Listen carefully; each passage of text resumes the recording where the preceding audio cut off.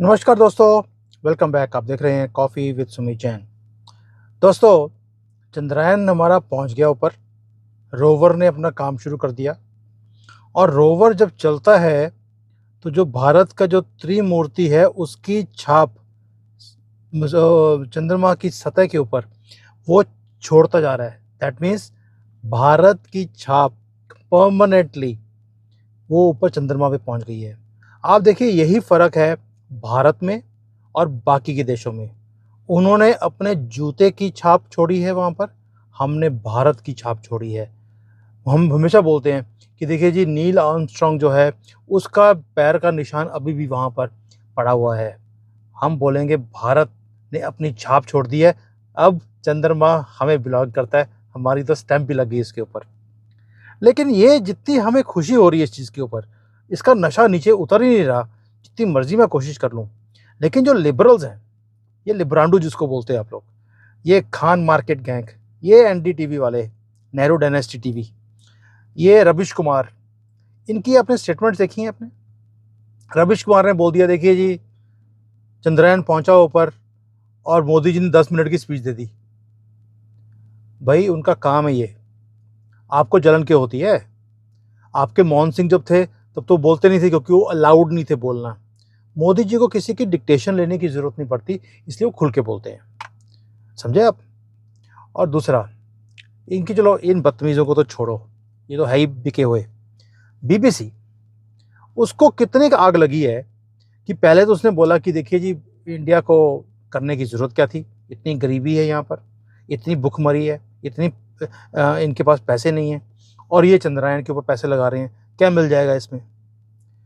और मैं कई बार देख रहा था कि जो मिडल ईस्ट के लोग हैं, जो उनके हेड्स हैं, मैंने उनके ट्वीट्स देखे कि अगर ये बदतमीज़ी बीबीसी ने हमारे साथ की होती ना, मैं इनका गला काट देता। ये हेड्स बोल रहे हैं यूएई के, मीन्स दुनिया अब गालियां निकाल रही है बीबीसी को, लेकिन ये इतने इतने कमीने हैं, इनको फर्क नहीं पड़ता। फिर दूसरा नैरेटिव शुरू किया, भाई जी ये जो एड है, पहले भी इन्होंने यही किया था, जब हमने चंद्रयान ऊपर भेजा था तब भी कहता है जी एड तो हमारे से जाती है, पैसे तो हमसे ही लेते हैं और तुमसे पैसे लेते हैं। तुम तो हमारे 45 ट्रिलियन डॉलर्स लूट के ले गए 200 सालों में, और तुम हमें बोल रहे हो कि तुम हमें एड देते हो। हमने एड मांगी तुमसे, तुम कहते हो कि आपका ये डेवलपमेंट प्रोजेक्ट है, हम तुम्हें ये एड देते हैं। You offer your aid for development projects in our countries in the name of NGOs. और एनजीओज में तुम क्या काम करते हो? Conversion of Hindus to Christians, उसको तुम प्रमोट करते हो, लिबरल्स को प्रमोट करते हो, मुसलमानों को प्रमोट करते हो, ताकि यहां पर दंगे पड़े रहें। तुम अपनी फंसी को, अपने गंदे मोटिव्स को पूरा करने के लिए तुम एड्स का नाम देकर एनजीओज में पैसे भेजते हो। समझे? तो तुम ना अपना ये लेक्चर देना बंद करो। प्रधानमंत्री तुमने हमसे लिया है, तुमने भूलना मत कभी भी। तुमने लिया था, 45 दिन में निकालना पड़ा उसको, क्योंकि उसने बटा बैठा दिया तुम्हारी कंट्री का। इस हमारे बंदे ने आके तुम्हें संभाल लिया। ये तो तुम्हारा वही हाल होता जो पाकिस्तान का है। तो तुम हमें तो लेक्चर देना बंद कर दो। अब लिबरल्स के ऊपर नमक भी छिड़कना बड़ा जरूरी होता है, क्योंकि देखिए, जब ऐसे लोग होते हैं ना, उनके ऊपर नमक छिड़कता रहना चाहिए, उससे हमारा भी जो है वो टेम्परामेंट ठीक रहता है। अब जो हमारे इसरो के जो चेयरमैन है सोमनाथ जी, इन्होंने क्या क्या दिया, इन्होंने बोल दिया, इन्होंने नमक छिड़ाया। ये गए एक इंस्टीट्यूट में, जो वैदिक इंस्टीट्यूट होती है, और वहाँ जाकर इन्होंने एक स्टेटमेंट दे दी जो लिबरल्स को बड़ी अच्छी लगेगी। इन्होंने बोला कि जी जो साइंस है ना, वो वेदास से आती है, इसकी ओरिजिन्स वेदा से शुरू होते हैं। जो वेस्ट वाले लोग हैं, इन्होंने तो कॉपी की है। वेदास में जितनी भी साइंस की हर चीज़ दी हुई है, वो सारी वेस्टर्न्स ने कॉपी करके रीब्रांड करके ये बोल दिया कि हमने डिस्कवर किया है। वो कहा, तुमने डिस्कवर किया है? हमारा ऑलरेडी डिस्कवर्ड है, हमारे वेदास में ऑलरेडी लिखा हुआ है, तुमने सिर्फ उसको रीब्रांड किया है। आपको याद होगा, एक निकोला टेस्ला होते थे, जिन्होंने इलेक्ट्रिसिटी, ये जो हम यूज़ करते हैं आज की डेट में, ऑल्टरनेटिव करंट की एसी, ये उन्होंने निकाली थी, डिस्कवर किया था। और वो हिंदुइज्म में और ये वेदास में वो बहुत ज़्यादा इंटरेस्ट लेते थे। एंड देन ही सेड कि science can not go ahead till we do not touch spirituality. Spiritual and science both have to come together, तभी तरक्की हो सकती है। लेकिन ये साइंटिस्ट बोलते हैं कि हमने डिस्कवर किया, तुमने क्या डिस्कवर करना है, हमारे जो ऋषि मुनि हैं वो पहले लिख के जा चुके हैं, समझे, तुम्हारी किस्मत भी लिख के जा चुके हैं। और बोलो, वो नाड़ी लीव में गया था एक बार साउथ इंडिया में, नाड़ी लीव्स में देख के हैरान रह गया। आप सिर्फ अंगूठे का अपना इंप्रेशन देते हैं और आपकी पूरी जन्म पत्री निकाल के दे देते हैं वो, कि आपका पिछले जन्म में क्या था, अगले में क्या है, इस जन्म में तुम्हारे पेरेंट्स का नाम क्या है।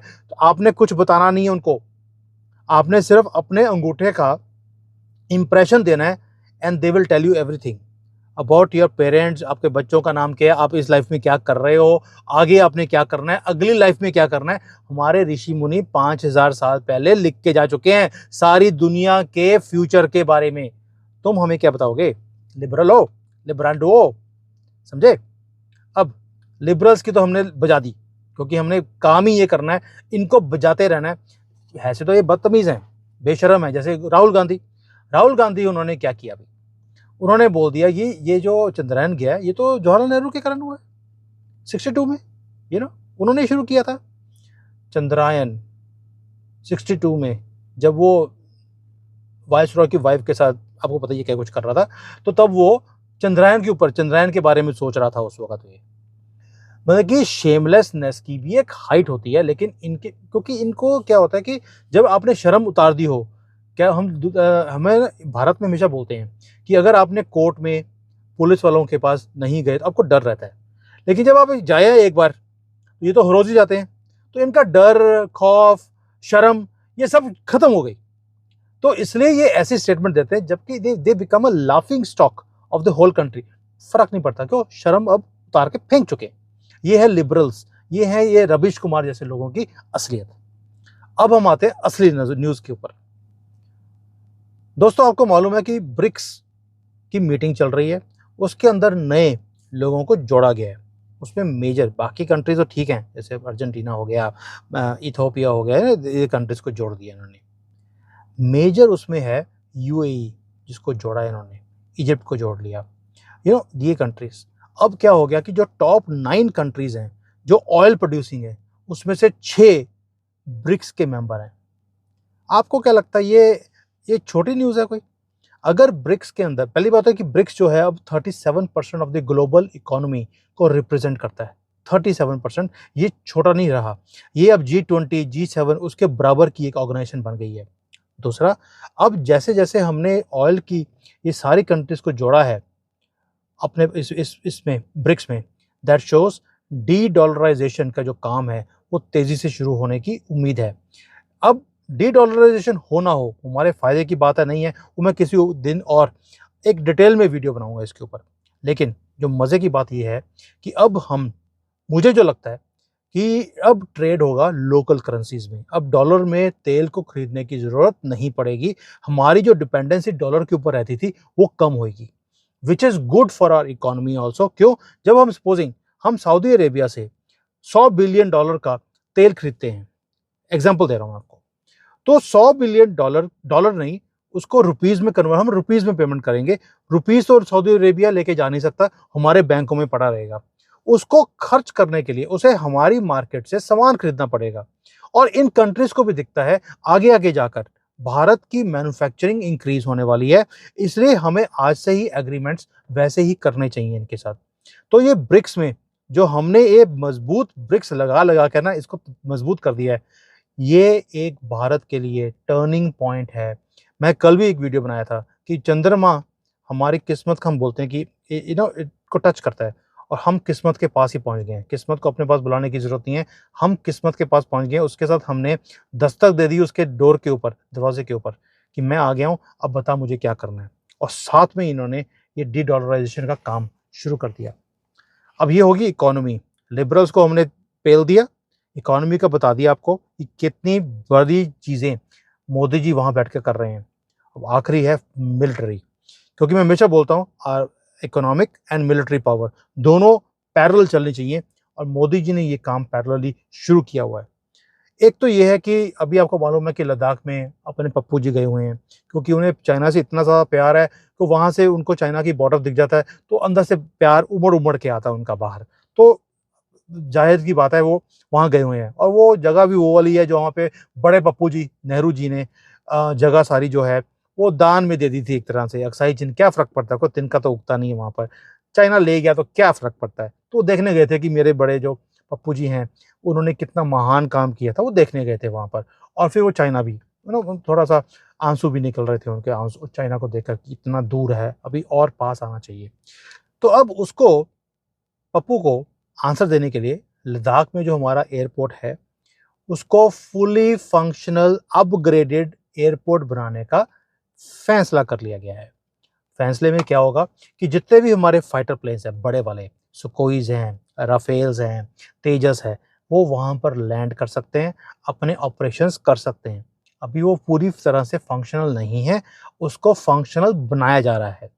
अब ये बात सुनकर राहुल गांधी को तो मुझे लगता है रात को नींद नहीं आएगी, और ये अब ये जाके भागेगा, सीधा जाएगा चाइनीज एम्बेसी में, वहाँ जाके बोलेगा देखिए ये क्या कर रहे हैं, आप इमीडिएटली इनका हल निकालिए, नहीं तो 2024 में तो मैं हार जाऊंगा। तो इसको हराने के लिए आपको क्या क्या काम करने चाहिए राहुल गांधी जाके बताएगा चाइनीज एम्बेसी में।